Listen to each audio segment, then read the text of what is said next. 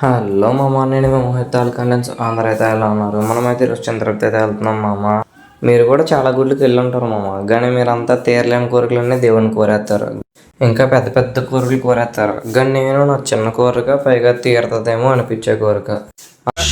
రామచంద్ర ఈ ఓవరాక్షన్ భరించలేకపోతున్నా. నా కోరిక చెప్పే ముందు మీరు సబ్స్క్రైబ్ చేసుకొని వచ్చేయండి. నా కోరిక ఏంటంటే నేను చదివినవి చదివినట్టు రావాలి, నేను చదివి రాసినవి చదవకుండా మార్కులు వేయాలి.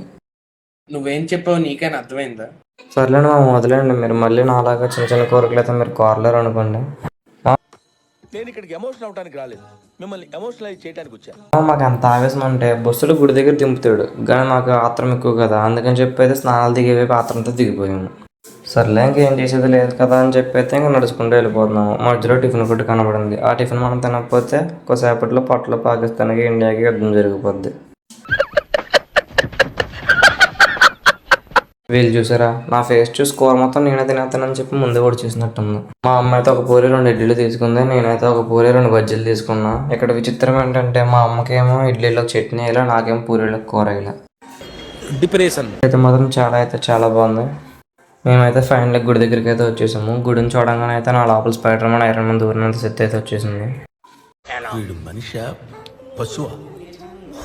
ఇక్కడైతే టిఫిన్ కొట్లు, డ్రింక్ కొట్లు, అన్ని కొట్లు అయితే ఇక్కడ ఉన్నాయి, కానీ మేమేమో అక్కడెక్కడో తిన్నాము. చెప్పాను కదా మాకు అయినా ఆత్రం ఎక్కువని. గూగుల్లోకి వెళ్ళి ఆత్రం అని కొడితే నా పేరు వచ్చింది.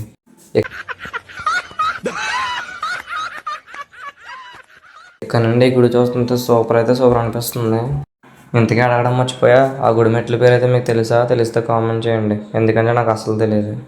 ఇవే తగ్గించుకుంటే మంచిది. ఇంటి పేరు ఇందాక గుడి చూపెట్టి ఇప్పుడేమో చెట్లు పొట్లు చూపెడతాం అనుకుంటారేమో. ఇందాక ఆ టైప్ అయితే బ్యాగ్లోనే చెప్పులు పెడతానికైతే వెళ్ళాము, ఇప్పుడు ఈ టైప్ వచ్చేసాము. అదేంటి బ్రో, పైన కూడా బ్యాగులు పెట్టుకోవచ్చు కదా బ్రో, మీరు ఎక్కడ పెట్టి వెళ్ళిపోతున్నారు అనుకోవచ్చు. కానీ మీకు తెలుసు కదా, ఆత్రం నా బెస్ట్ ఫ్రెండ్ లాంటిది, ఎప్పుడు నాతోటే ఉంటుంది. నేను మరీ అంత ఎదవలా కనపడుతున్నారా? ఓ మాదిరిగా కూడా కనపడలేదా? ఇంకా గుడి లోపలికి కూడా అయితే వచ్చేసాము. ఇక్కడేమో పెయింట్లతోటి డిజైన్లతోటి చాలా నింపారు, చాలా మార్చారు. కింద సంవత్సరం వచ్చినప్పుడు అయితే నేను చేసిన వాటిల్లో చాలా అయితే లేవు. ఇదివరకు ఈ గుడికి చాలాసార్లు వచ్చి 2026లో కూడా ఈ గుడికి వచ్చినట్టుగా అయితే అనిపించే ఉంటుంది. అలా అనిపించిన అయితే కామెంట్ చేయండి. ఫైనలీ మా దర్శనం అయితే అయిపోయింది. అరే నీ అబ్బా, దర్శనం అయిపోయింది అంటున్నాము, లోపల వీడియోలు కూడా మాకు ఏం చూపెట్టలేదు అని అనుకోవచ్చు. చెప్పాను కదా ఇక్కడ చాలా మారినాయని. అలాగే దర్శనం దారి కూడా మార్చారు. పైగా ఇప్పుడు దర్శనం స్టార్టింగ్లోనే ఫోన్లు చెక్ చేస్తున్నారు. అందుకని నేనైతే ఫోన్లు పెట్టే చోటనైతే నా ఫోన్ పెట్టేసి అయితే వచ్చేసాను. అలా కాదు అని చెప్పి నేను లోపలికి తీసుకెళ్ళి వీడియోలు కానీ తీసాను అనుకో, నా ఫోన్ మాత్రం 100 రూపాయల దర్శనం కింద వేసేస్తారు ఉండిలో. ఇక్కడైతే శ్రీ స్వామివారి సప్త గోకులము అయితే ఉన్నది. లోపలైతే చాలా ఆవులు ఉన్నాయి, మధ్యలో ఏమో కృష్ణుడి బొమ్మ ఉన్నది. ఇక్కడైతే ఈ ఆవులకి మీ చేతులతో మీరు ఫుడ్ కూడా తినిపించవచ్చు. సరే కానీ మామ, మీరైతే ఈ గుడికి వచ్చి దర్శనం చేసుకొని బయటికి ప్రసాదం తీసుకుందాం అనుకుంటే మాత్రం ప్రసాదాల దగ్గర అయితే అంత ఈజీగా అయితే తీసుకెళ్ళారు మామ.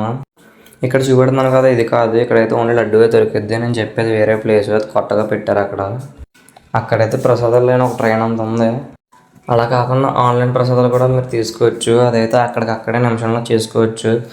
ఆన్లైన్లో ఎలా పెట్టుకోవాలి అదంతా నేనైతే ఒక షార్ట్ చేసి చెప్తాను, మీరైతే సబ్స్క్రైబ్ చేసుకోండి. బాయ్.